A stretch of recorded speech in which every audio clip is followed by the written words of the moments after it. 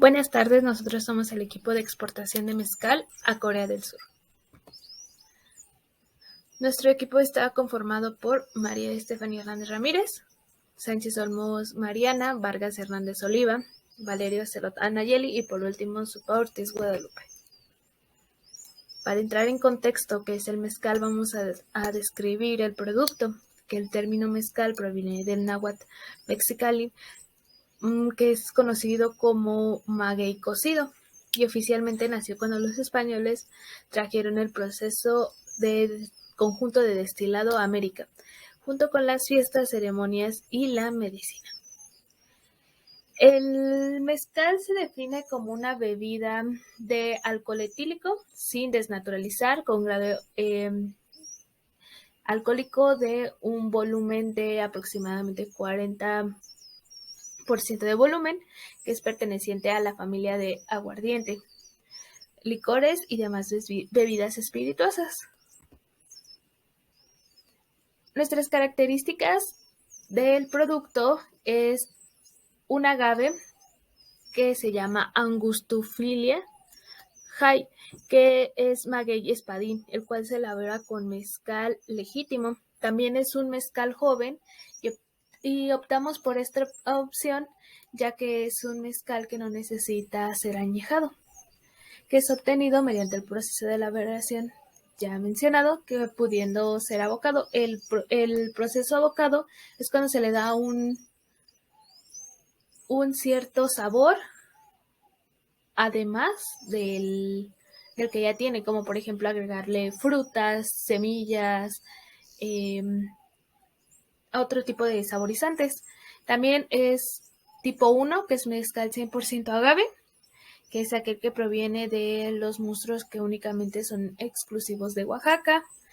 Y es un joven, como ya les mencioné, y su proceso es minero tradicional, que es aquel que no existe un aparato electrónico, es totalmente artesanal.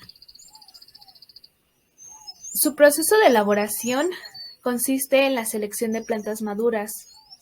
El proceso o digamos el año que deben de estar las piñas del maguey debe de ser de 7 a 10 años aproximadamente. Ya cuando están buenas las plantas, se procede al paso 2, que es cortar y rasurar, quitar toda la hoja para poder tener la piña. Después el paso de cocción es se meten en un horno donde se pone primero la leña, unas piedras que resisten lo caliente, un bagazo y por último las piñas. Y este se cubre con lonas y arena para mantenerlo caliente, que este proceso dura aproximadamente de 4 a 8 días con una temperatura de 700 a 1000 grados con una profundidad de 3 metros. La molienda es el proceso de sacar las piñas y se ponían antes, hace muchos años, se utilizaba un caballo donde era una piedra de aproximadamente 1 tonelada que iba girando para poder triturar las piñas.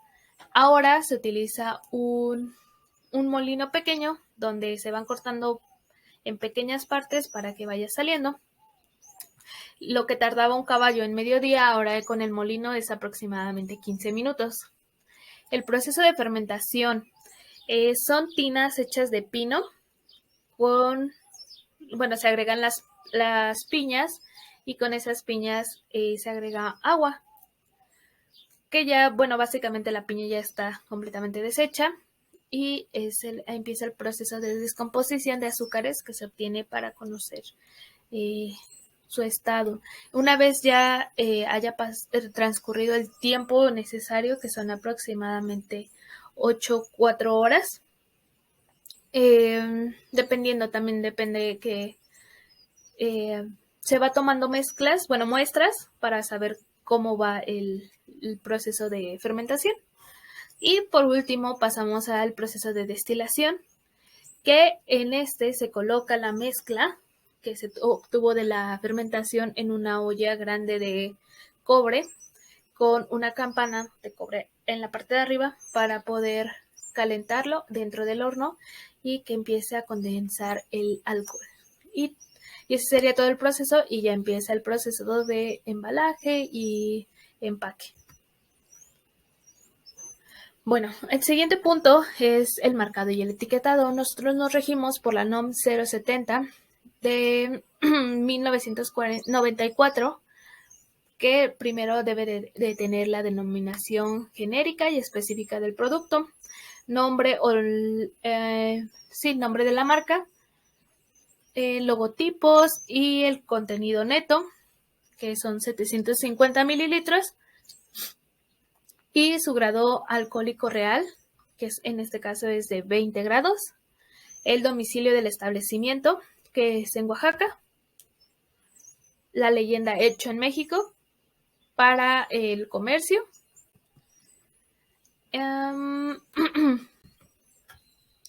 la leyenda del abuso del consumo de este producto es nocivo para la salud. Por último, las siglas SAGNB9 y por último el RFC de la empresa. Aquí podemos ver los distintos acotaciones, el sello y marca del SAT, elaborado por quien lo elaboró, nuestro RFC hecho en México, nuestra página y una breve historia de lo que es el mezcal. Nosotros, como lo exportamos a Corea, necesitábamos tener una etiqueta hecha con el idioma de Corea. Bueno, nuestro envase es el que mostramos acá, que es el objeto de, igual nos regimos por la NOM 070, que debe de envasarse en recipientes nuevos o reciclados propios de nuestra empresa, resistentes a las distintas etapas del proceso. En este caso escogimos vidrio porque es más resistente y obtiene la consistencia más real de sabor y no afecta su almacenaje y tampoco genera sustancias tóxicas para que altere el sabor. En nuestro envase primario optamos por una botella de cristal tipo bordelesada con capacidad de 750 mililitros, color transparente con un corcho sintético de 25 y un sello termoecogible, que es el sello de garantía. Y por último les hablaré del embalaje y la simbología del manejo de caja, que aquí el embalaje debe de ser una caja de cartón de craft doble corrugado, donde se ocupan 12 botellas y la simbología también es importante, ya que no se deben de poner, es frágil, no se deben de poner arriba, más cajas arriba, pesado, y para mantener su distribución, su transportación de una manera adecuada y que lleguen con buenas condiciones. ¿Qué tal? Buenas tardes. Les voy a explicar acerca de todo el proceso de almacenamiento que se utiliza para nuestra distribución del mezcal. También les voy a hablar acerca de la ubicación geográfica, del traslado, qué tanto nos va a generar de costos, gastos y bueno, lo más importante que es la calidad. Y para todo esto se necesita documentación de todo el transporte que se vaya a utilizar. También les voy a hablar acerca de toda la documentación que existe. Y pues bueno, como tal sabemos que el mezcal lleva 5 procesos importantes, en los cuales tiene que tener mucho almacenamiento o bien un mejor cuidado. Son 5 pasos que los tenemos adecuados a nosotros, que es el corte o jima del agave. El 2 es el cocimiento a fuego lento o a fuego medio de las piñas. Y como tercer punto tenemos la molienda de las piñas. La fermentación, 4, fermentación de los agaves ya cocidos. Y por último la destilación del mezcal. Bueno, ya que se destila el mezcal se deja en barricas para que se deje fermentar. Y pues bueno, este almacén consta de 7 pilares donde tenemos las 7 barricas con los 4, 5, son aproximadamente 5 barricas por columna. Y pues bueno, tiene que estar a temperatura ambiente para que no pase más del cocimiento del mezcal.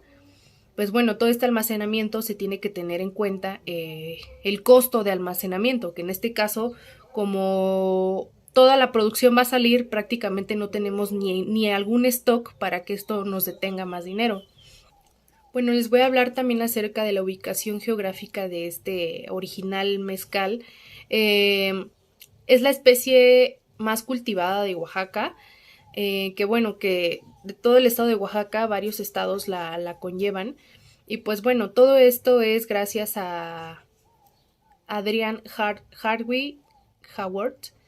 Eh, esta persona que les comento fue la que le dio el nombre al mezcal. En latín se pronuncia angusti, pero bueno, finalmente este maguey, o bueno, esta persona le dio el nombre para reconocerlo y pues bueno, finalmente se le quedó como maguey espadín. Actualmente se conoce así, que es el tipo de mezcal.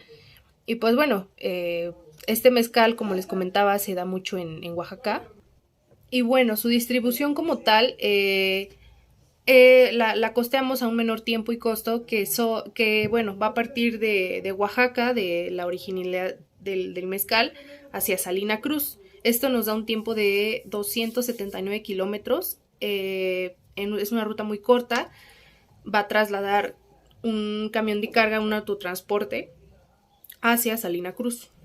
Y pues bueno, de Salina Cruz embarcan el producto hacia Corea del Sur, lo que el producto llega a la aduana de Jinae. Esta aduana lo va a recibir con todas las especificaciones, bueno, exportadas desde México. La documentación más importante se tiene que tener en cuenta como la guía la guía aérea, perdón, que es la que va a ser el respaldo o el documento obligatorio que va a avalar de los detalles de envío de la exportación. Otro de los documentos de que se van a utilizar en todo lo que les comentaba es la carta aporte, ya sea la carta aporte que la empresa nosotros vamos a expedir, pero para el transporte de carga, al momento de que sale de Salina Cruz hacia la aduana de Oaxaca a Salina Cruz, tiene que considerarse la carta aporte y la carta aporte digital, el complemento que se le conoce ahora. En este caso pues no lleva fianza, pero es una caja que se va a transportar. Entonces lo que se tiene en cuenta también es el Bill of Lading, que ese documento nos sirve para comprobar el estado de recibo y la entrega de la mercancía trasladada del transportista, vaya. Y pues bueno, finalmente todo esto tiene que llevar una factura para que el cliente nos lo corrobore y pues bueno, finalmente se pueda cobrar el flete. También para el transportista, el de carga, y para el transportista de la guía aérea se le va a dar una carta de instrucciones. Esta carta de instrucciones viene de los destinos, de dónde a dónde va, qué casetas tiene que cruzar en dado caso, y pues bueno, qué es lo que lleva en esa. Empecemos con el análisis del campo comercial del Estado de México. En México, el consumo de bebidas alcohólicas juega un papel muy alto dentro de la economía del país, ya que el consumo es alto y esto es debido a las costumbres y hábitos de cada estado. Sus principales bebidas son el mezcal, el tequila, el whisky, el vino, entre otros. La producción de mezcal ha ido en aumento considerablemente según los datos publicados en el Consejo Regulador del Mezcal. A continuación, avanzamos con la descripción del país. En este caso nos tocó Corea del Sur, Jinjae, que es un distrito dentro de la ciudad de Shangon, Corea del Sur. Tiene un área de 120 kilómetros cuadrados y 172.000 habitantes aproximadamente. Limita al norte con Corea del Norte y con el Mar de Japón, lo que separa de Japón y al oeste con el Mar Amarillo.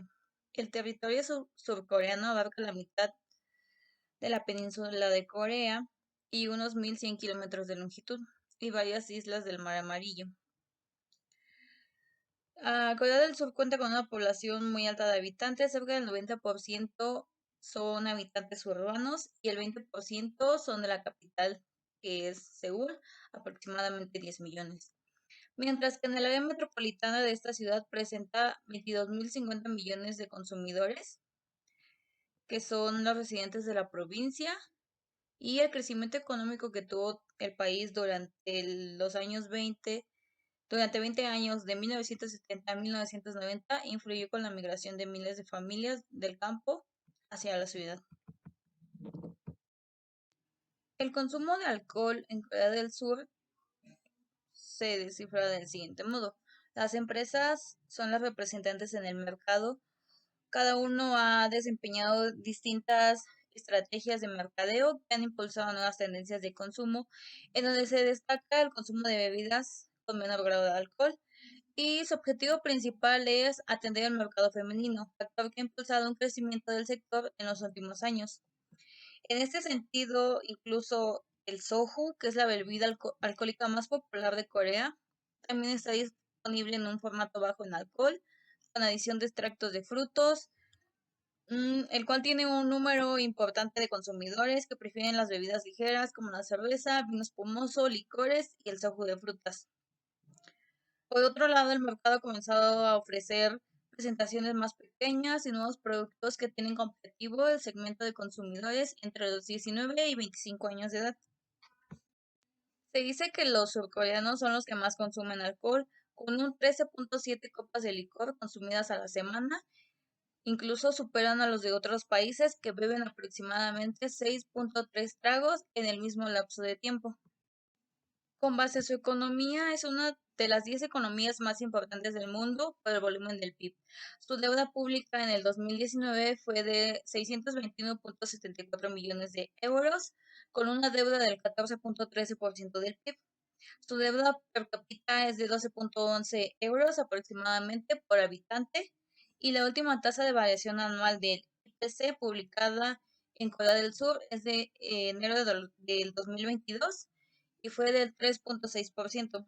Hay algunas variables que pueden ayudarle a conocer algo más si se necesita viajar o algún tipo de nivel de vida sobre sus habitantes.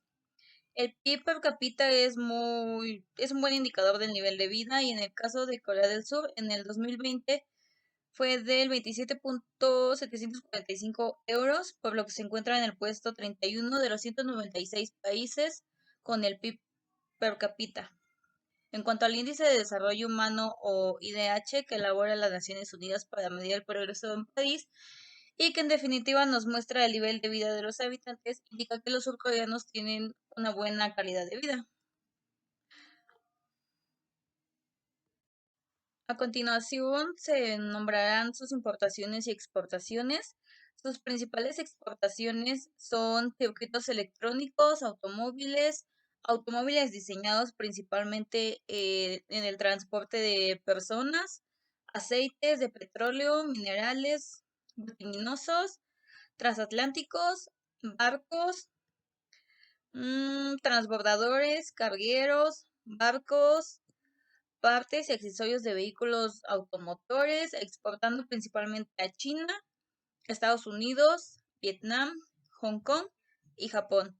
En el 2020, Corea del Sur fue el mayor exportador mundial de transatlánticos para excursiones, principalmente los cruceros y entre otro tipo de vehículos. La economía surcoreana es la mayor productora de pantallas LCD, OLED y de plasma. Las empresas como son Samsung y LG se encuentran entre los 3 fabricantes más importantes de televisores y teléfonos móviles. Actualmente, Samsung es el segundo fabricante de electrodomésticos más exitoso a nivel comercial, y la nación es uno de los líderes de innovación de la tecnología, siendo el tercer país con más patentes registradas, solo después de Japón y Estados Unidos. Algunas de sus importaciones, las más importantes y principales, son aceites crudos de petróleo, mineral bituminoso, circuitos electrónicos, gas de petróleo, aceites de petróleo, automóviles, otros automóviles y importando principalmente desde China, Estados Unidos, Japón, Alemania y Vietnam. Algunas de las relaciones internacionales que tiene son relaciones diplomáticas con 191 países, embajadas permanentes funcionando en 115 países, además de 46 oficinas consulares y 5 misiones permanentes ante organizaciones internacionales. Además, como parte de su trabajo por promover la cultura coreana, existen 42 centros culturales en el extranjero y centros de la información en 32 países de todo el mundo. Corea del Sur colabora con el sector de la cooperación internacional en consonancia con su fortaleza económica. Participa a través del Banco Mundial en FMI y la OCDE en programas diseñados para apoyar a los países en vías de desarrollo. Algunos de los apoyos para los países en desarrollo que ofrece son los siguientes. Corea del Sur dejó de ser uno de los países más desfavorecidos del mundo en medio siglo y se convirtió en un país desarrollado capaz de ofrecer ayuda a los demás. Gracias a su estela de gran éxito, Corea del Sur resultó ser el anfitrión ideal para el foro de alto nivel sobre la eficiencia de la ayuda en el encuentro. Los programas de ayuda exterior de Corea del Sur están coordinados por la Agencia de Cooperación Internacional de Corea. Algunas de las barreras arancelarias que tiene es que Corea es el cuarto socio comercial de escala mundial de México y México es el primero en América Latina para Corea. En 2009 a 2019 el comercio bilateral se duplicó y desde 1999 ha crecido un 9% anual en promedio, de acuerdo a la Secretaría de Economía en el 2020. En el 2019 Corea ocupó el 9º lugar a nivel mundial como un país importador y México el 10 como un país exportador. En Corea del Sur existe una prohibición que es del etiquetado falso, que puede inducir a problemas. Las prescripciones de etiquetado del origen son obligatorias tanto para mercancías internacionales como nacionales.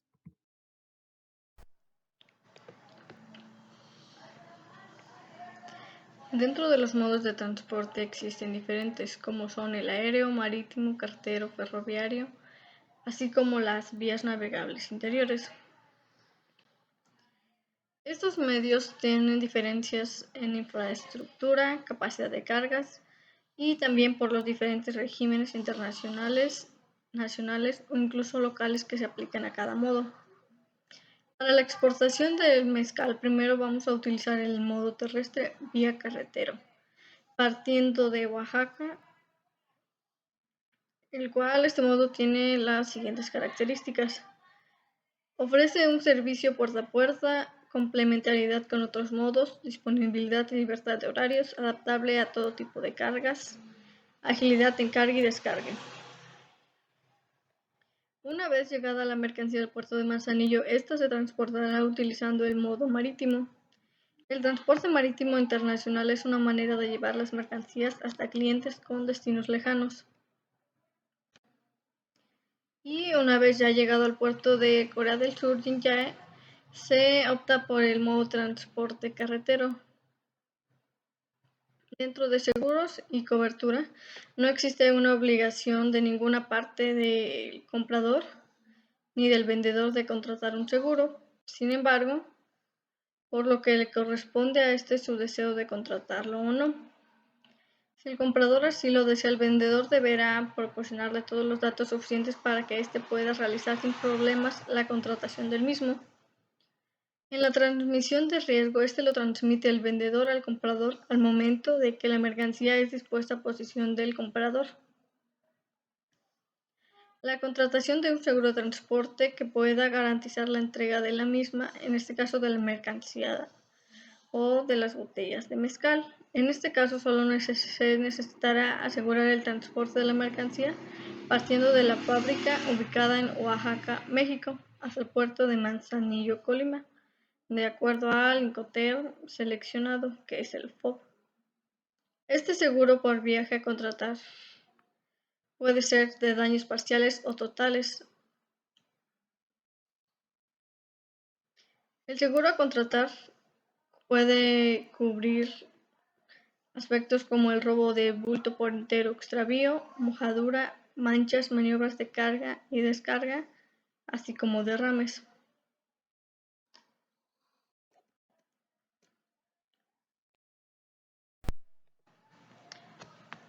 Dentro de los tratados y acuerdos de comercio se encuentra el Acuerdo General sobre Aranceles, Aduaneros y Comercio, el GATT, el cual tiene bajo sus principios la no discriminación entre sus partes contratantes, la prohibición de otras barreras aduaneras que no fueran los aranceles de aduanas, salvo la autorización de restricciones cuantitativas en situaciones de desequilibrio grave de balanza de pagos.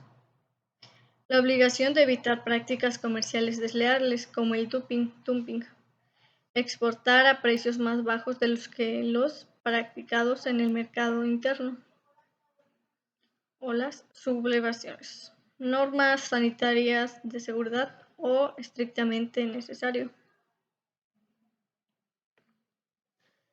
Regulaciones actuales al comercio. Actualmente el gobierno impone barreras arancelarias y no arancelarias para permitir o restringir el acceso al mercado interno de mercancías provenientes de otros países. Estas regulaciones tienen diversos fines, como la protección a las industrias locales, al consumidor y a percibir un ingreso por medio del comercio, fijando impuestos y pagos de derechos a los agentes económicos. Dentro de estas regulaciones se encuentran las medidas arancelarias y no arancelarias. Las arancelarias es la barrera legal de mayor uso. Su propósito es prevenir o desalentar la entrada de ciertos productos o servicios a un país a través de los impuestos a la importación.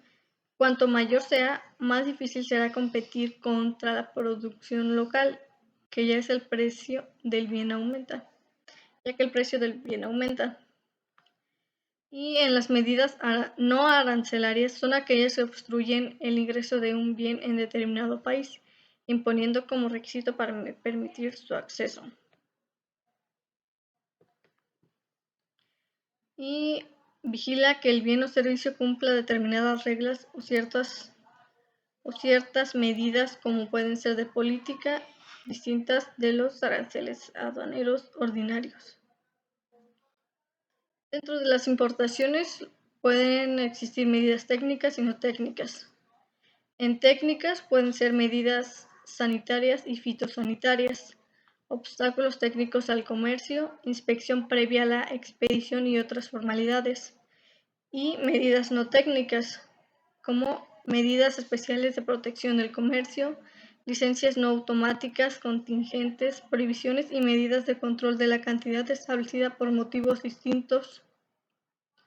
Medidas de control de los precios, incluidos cargas de impuestos adicionales, medidas que afectan a la competencia, medidas en materia de inversiones relacionadas con el comercio, restricciones a la distribución, restricciones relacionadas con los servicios de postventa, sublevaciones y restricciones a la contratación pública.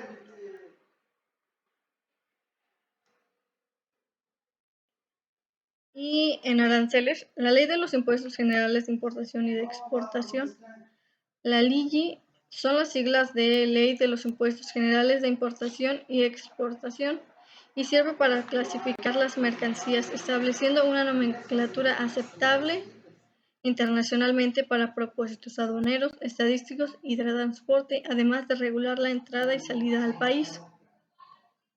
La fracción arancelaria es la forma universal de identificar el producto. Con ello se identifica el arancel, que es el impuesto que debe pagar el producto al ingresar al extranjero, así como conocer las regulaciones no arancelarias. El producto de mezcal se encuentra en el capítulo 22, dentro de bebidas, líquidos alcohólicos y vinagres. En descripción es mezcal, unidad medida como litros y una cuota o arancel de impuesto de importación del 20%. Y el Incoterm seleccionado para esta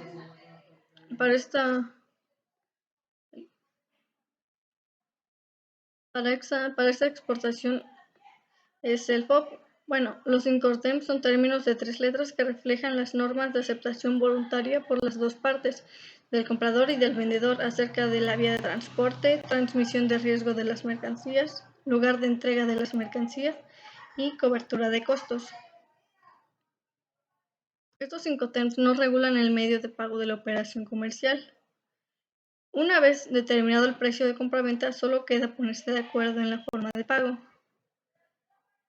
El Incoterm seleccionado pertenece al término tipo F, que es el FOB, acrónimo de Free on Board, que significa franco a bordo, puerto de embarque acordado.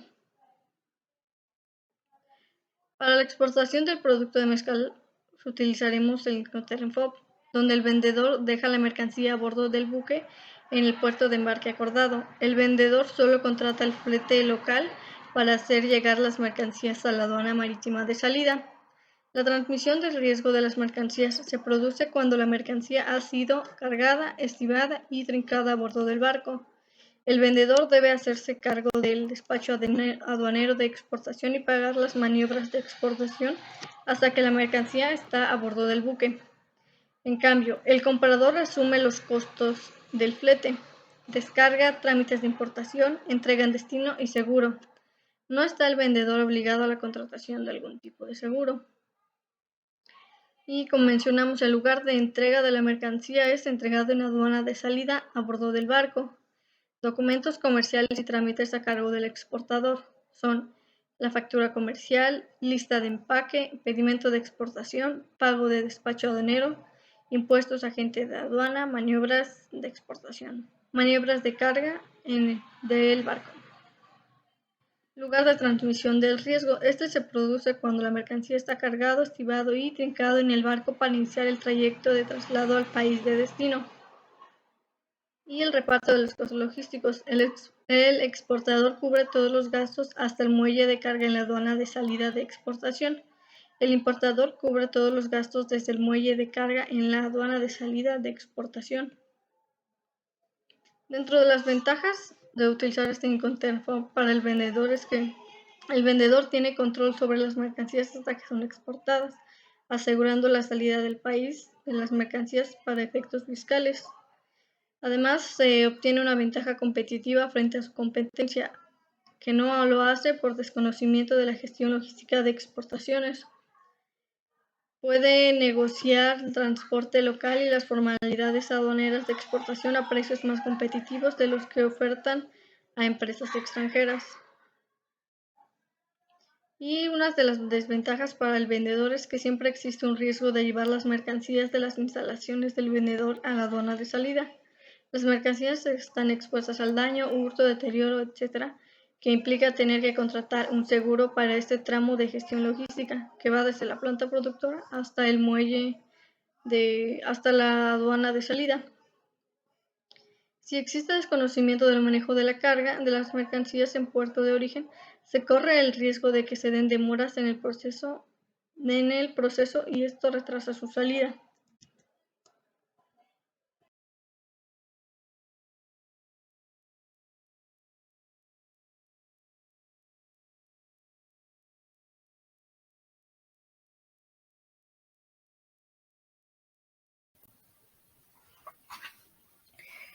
Hola, yo voy a hablar sobre la documentación y los permisos. Bueno, antes que nada, primero hay que identificar qué norma oficial mexicana es la que rige la exportación de ese tipo de producto, que en este caso es el mezcal. Y esta NOM es la 070 SSFI 2016, bebidas alcohólicas, mezcal, especificaciones. Y bueno, esta norma establece las características que debe de cumplir este tipo de bebida para su producción, para su envasado y para su comercialización. El campo de aplicación de esta norma aplica para la producción y envasado en toda el área geográfica, es decir, en todo el territorio nacional y para su posterior exportación. Con base o aunado a esta norma, tenemos una serie de referencias normativas, las cuales son indispensables para la aplicación de esta norma. Y aquí podemos ver que son 8 normas. La primera es la NOM 030 y esta norma da la información sobre las especificaciones en la etiqueta. Esta está publicada en el Diario Oficial de la Federación y está activa desde 2006. Después tenemos a la NOM 142 y esta norma habla sobre las especificaciones sanitarias en las bebidas alcohólicas, sobre el etiquetado sanitario y comercial, y está vigente desde el 2015. Después tenemos a la NOM 251. Esta NOM habla sobre las prácticas de higiene para el proceso de alimentos y para los suplementos alimenticios, en este caso es bebidas, proceso de alimentos, suplementos alimenticios y bebidas alcohólicas, y está activa desde el 2010. Después tenemos a la Normex 2013 y esta NOM habla sobre como los métodos de ensayo y prueba sobre las bebidas alcohólicas y está vigente desde el 2014. Después tenemos a la Normex también 2013, pero esta es la 05. Y esta NOM habla sobre, igual sobre las bebidas alcohólicas, sobre los métodos de ensayo y prueba, pero específicamente en la determinación de los tipos de alcoholes, como lo son los aldehídos, los metanoles. Y está vigente desde el 2014. Después tenemos la Normex 2013 013. Y esta norma habla sobre los grados porcentuales de alcohol en la bebida, de igual manera en los métodos de ensayo, está vigente desde el 2014. Después tenemos a la Normex 2014 017 y esta norma habla sobre la determinación, de igual manera, de los métodos de ensayo, pero en los extractos secos, que es la clasificación en donde entra el mezcal. Y por último tenemos a la Normex 2010 050, que esta norma habla sobre la determinación de metales en la bebida, de igual manera mediante métodos de ensayo. Ahí tenemos en esta diapositiva tenemos la imagen de un ejemplo de los tipos de QRs o de etiquetas que se utilizan hoy en día en las bebidas, en el envasado de las bebidas, y este tiene información muy específica que es la que voy a explicar a continuación. El etiquetado para la exportación es independiente al cumplimiento de los requisitos de las normas anteriores. Y este etiquetado debe de incluir los siguientes puntos. Primero, la leyenda que es una bebida mezcal, mezcal artesanal o mezcal ancestral según su categoría.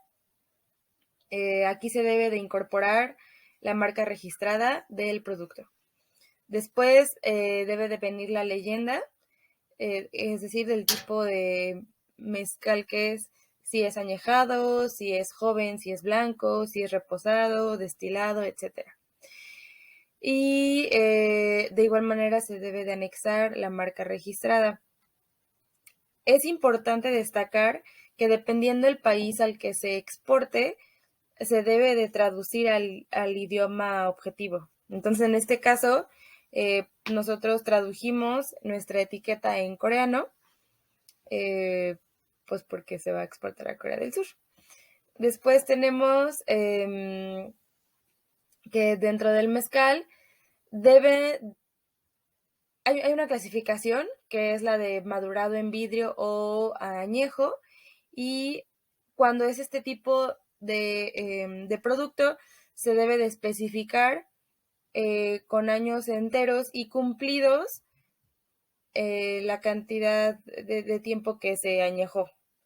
Es decir, si es un mezcal añejo de 5 años y medio, no se va a poner 5 años y medio, se va a poner 5 años nada más. Puros números enteros. Después tenemos que debe de ir la leyenda 100% maguey o 100% de agave, según sea el caso, en la superficie principal. Después tenemos que debe de ir el nombre científico o de uso común del maguey o del agave que se utilizó. En nuestro caso es el tipo espadín. Aquí hay como una señalización de que en caso de haber utilizado 2 o más especies de magueyes, se deben de enumerar en orden decreciente, es decir, como en las etiquetas de cualquier producto, la lista de ingredientes, el primer ingrediente que se muestra es el que viene en mayor cantidad y de ahí va bajando, o sea, el segundo en menor y así. De igual manera, en este caso, los tipos de magueyes que se hayan utilizado deben de ir de manera decreciente. Después tenemos que debe de ir la leyenda exclusiva y obligatoria, denominación de origen protegida en mayúsculas, en un cuadro de más o menos 3 milímetros en la superficie principal y obviamente traducida. Después debe de ir el nombre completo del estado en el que se produjo el mezcal. En nuestro caso, como es de Oaxaca, debe de ir Oaxaca de Juárez, en el idioma destino, en este caso coreano. Posteriormente debe de ir la razón social, el domicilio fiscal y el RFC del productor autorizado, del envasador o de los comercializadores, en este caso nosotros. Posteriormente, cada envase debe de llevar grabada o marcada la identificación del lote al que pertenece y se debe de expresar explícitamente en la etiqueta. Hay una opción, o es importante mencionar, que se puede expresar de manera en manuscrita, siempre y cuando sea claro, legible, visible e indeleble para el consumidor y en el idioma destino. Y por último, debe de ir la leyenda hecho en México o producto de México o el gráfico de indicación de procedencia de México, que es esta aguilita, debe de aparecer en la superficie principal de exhibición. Posteriormente tenemos el apartado de la comercialización y en esta comercialización se deben de cumplir ciertos puntos, es decir, ya una vez que ya el producto ya se exportó con todas las características y o limitantes que el país tenga, al comercializarlo deben de haber ciertas especificaciones. La primera es que la presentación volumétrica debe efectuarse con un volumen máximo de 5 litros, tanto para nacional como exportación. Es decir, no se van a poder comercializar de esta bebida envases mayores a 5 litros. El segundo es que la botella debe de contar con el sello de certificación y este sello se debe de colocar en la parte principal de exhibición. En cualquier otro caso, es decir, que no suceda esto, se debe de contar con alguna autorización del OS. El OS es el organismo evaluador de la conformidad. En otras palabras, son los entes o son las personas acreditadas como organismos, unidades de verificaciones o laboratorios de prueba acreditadas para el cumplimiento de la presente norma, de la norma 070. Y todo esto obviamente está fundamentado en el Diario Oficial de la Federación. Posteriormente, cualquier bebida alcohólica que utilice el nombre mezcal en la elaboración debe de tener el certificado conforme a lo dispuesto en dicha norma expedido por la Secretaría de Economía.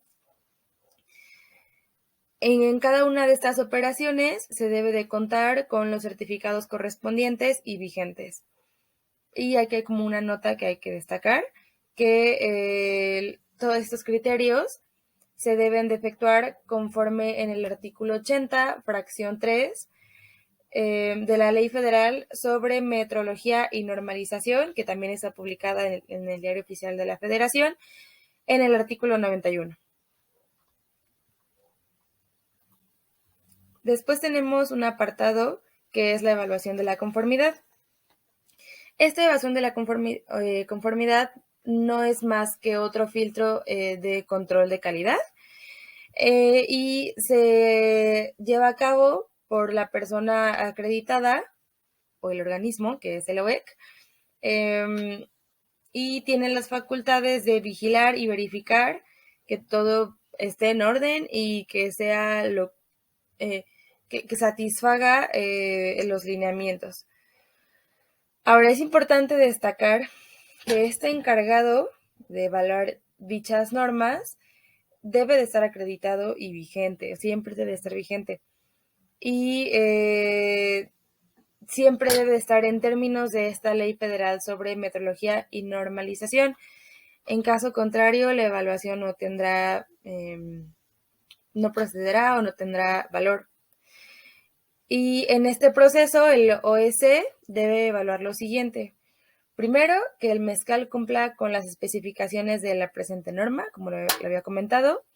Segundo, que el envasador, en este caso somos la misma persona, somos fabricadores y somos envasadores, que cumpla con las especificaciones, las que había comentado previamente. Y el tercero, que el comercializador titular, en este caso también nosotros, cuente con los documentos y almacenes o lugares en las condiciones óptimas para comercializar dicha bebida. Posteriormente a esta evaluación, porque no nada más es evaluar como si se cumplió o no, también se evalúa el proceso para usar la denominación de origen mezcal. O sea, no es nada más como, pues mi bebida es destilado de agave, pongámosle mezcal.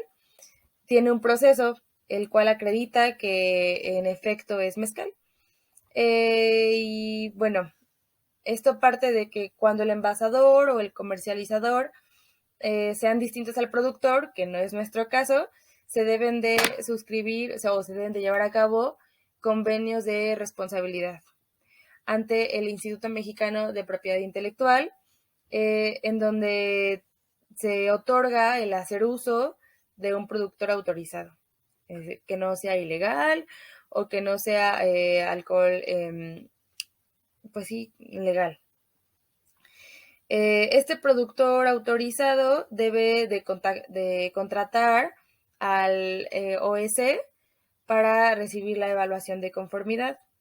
Y posteriormente, este productor debe demostrar esta certificación en la cual dice que su producto es auténtico mediante una bitácora que le proporcionará el OEC.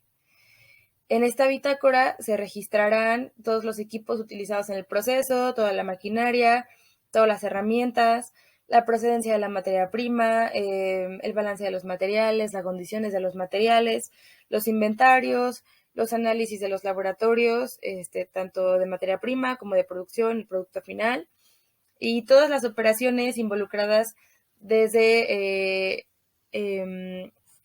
la recepción de la materia prima hasta que sale el producto final. Posteriormente, el envasador, para poder ser acreedor a esa certificación, debe de llevar igual una bitácora en donde se registren toda la maquinaria utilizada para el envase.